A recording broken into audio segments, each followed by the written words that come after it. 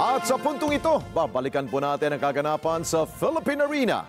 Dahil organisado at masaya ang ginagawa pong campaign rally dyan ng Team Marcoleta. Kunin natin ang live report. Sino ba nandun? Si Eden Santos. Eden, kumusta? Yes, Alex. Good evening sa inyo dyan sa studio. Naku, ibang level ng campaign rally ang ipinakita ng Team Dante Marcoleta ngayong gabi.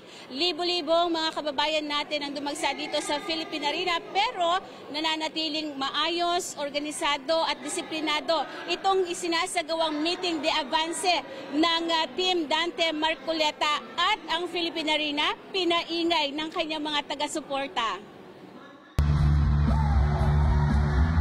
Dumagundong ang ingay sa init ng suporta ng mga Pilipino kay senatorial candidate Dante Marcoleta sa campaign rally na isinagawa sa Philippine Arena sa Ciudad de Victoria sa Bocaue, Bulacan. Nagmula pa sa iba't ibang lugar sa Metro Manila at ilang karatig na probinsya ang mga Pilipinong pumuno sa pinakamalaking indoor arena sa buong mundo. Nais ng mga ito na ipadama ang kanilang tiwala sa magagawa ni Marcoleta para sa kapakanan ng mga Pilipino. Naniniwala ang mga ito na kay Marcoleta may pag-asa. May pag-asa! Subukan natin si Marcoleta! Nakasuporta po kami dahil po sa tapang at alam po ni Senator Marcoleta kung ano ang kanyang pinaglalaban at sinasabi. Napuno rin ang Philippine Arena ng iba't ibang kulay. May puti, berde, asul, pula, kahel at iba pa. Patunay na nagmula sa iba't ibang partido politikal ang mga sumusuporta kay Marcoleta.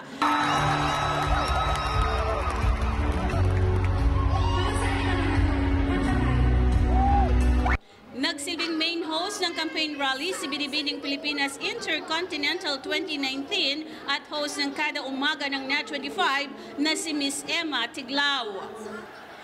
Bago naman ang pinaka-highlight ng campaign rally ng Team Dante Marcoleta ay nag-enjoy ang lahat nang dumalo sa masaya at exciting na performances. Kabilang sa mga nag-perform ang sikat na rapper-songwriter na si Aiki. Actor at host na si John Lucas. Kumapit ka kaya sa aking nangikaman. Nagpakaba naman at talagang napapasigaw pa ang mga tao sa ipinakitang galing ng isa sa Velasco Brothers at iba pa.